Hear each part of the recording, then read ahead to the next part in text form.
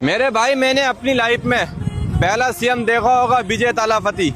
अपनी लाइफ में मैंने आज तक बहुत लोग देखे, लेकिन ऐसा सीएम कभी नहीं देखा।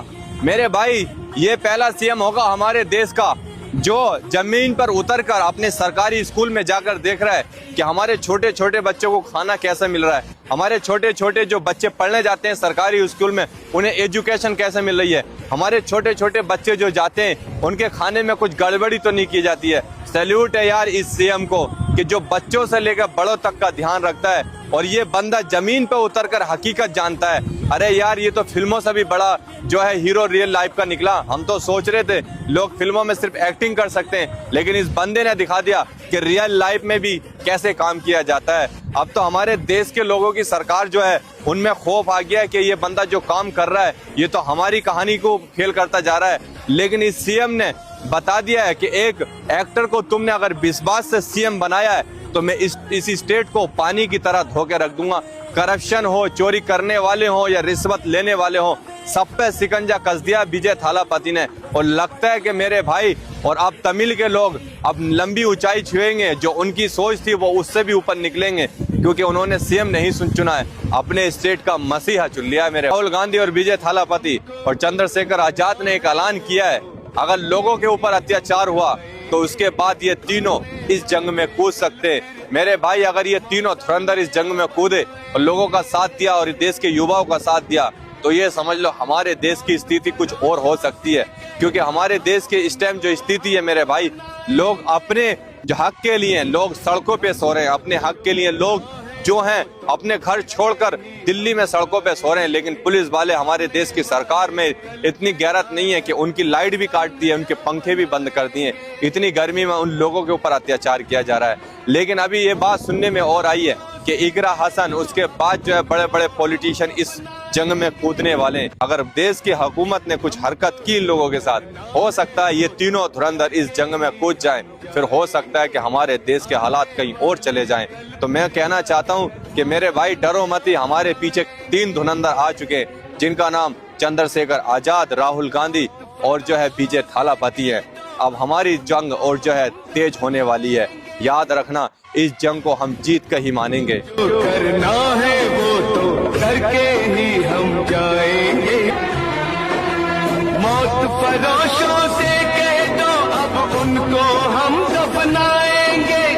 मेरे भाई, यह है दुनिया का एक पहला लड़का जिसने अपने बाप के काले चिट्टे खोले और इंसानियत दिखाते हुए इनने जंतर मंतर पर आकर लोगों का साथ दिया है। ये बोलता है कि मेरा बाप बहुत बड़ा पॉलिटिक्स है और बीजेपी का बहुत बड़ा सांसद है और वो पॉलिटिक्स में हमेशा रहते हैं।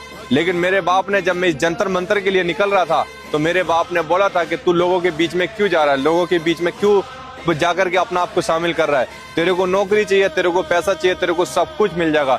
लेकिन मेरे भाई, इसने अपने बाप का साथ छोड़ा और उन आवाम का साथ दिया जो लोग आज प्रोटेस्ट कर रहे हैं, जो लोग जंतर मंतर पे बैठे हैं, जो लोग अपने हक की लड़ाई लड़ रहे हैं। इनने अपने बाप को, पॉलिटिक्स को छोड़ने के बाद ये बोला है कि अगर जो 15 लड़के मरे हैं, जो अब तक 30 लड़के इन नीट पेपर के चक्कर में मरे हैं, तो हो सकता है कि अगला मेरा 31वां नंबर हो। तो ये सोच लेना मेरे भाई, दुनिया का पहला लड़का जिस इंसान ने अपने बाप के काले चिट्टे खोले और दिखाया। लेकिन कहते हैं कि एक इंसानियत भी काम आती है, जो आज इस लड़के ने दिखा दी। अपनी इस 18 साल की उम्र में इस लड़के ने अपने बाप के काले चिट्टे खोलकर आज उस लोगों का साथ दिया जो लोग आज अपने हक के लिए लड़ रहे हैं, जो लोग अपने नीट पेपर के लिए लड़ रहे हैं, जो लोग अपनी नौकरियों के लिए लड़ रहे हैं, जो लोग अपने घरों के लिए लड़ रहे हैं। मेरे भाई, इंसानियत भी एक चीज होती है जो इस लड़के ने दिखाई है और बताया है कि बाप कोई बाप नहीं होता, बाप कभी कभी दुश्मन भी होता है।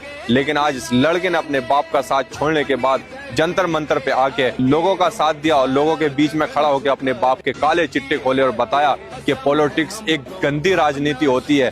हो सकता है कि आज 30 बच्चे मरे, 31 में मेरा भी नंबर हो, क्योंकि पॉलिटिक्स वाले अपनी औलाद को भी नहीं छोड़ते, पैसों के चक्कर में उन्हें भी बेच देते हैं। मेरे भाई, अगर इंसानियत सीखनी है तो इस लड़के से सीखो, क्योंकि अपने बाप के काले चिट्टा वही खोल सकता है जिसके दिल में दर्द हो लोगों के लिए।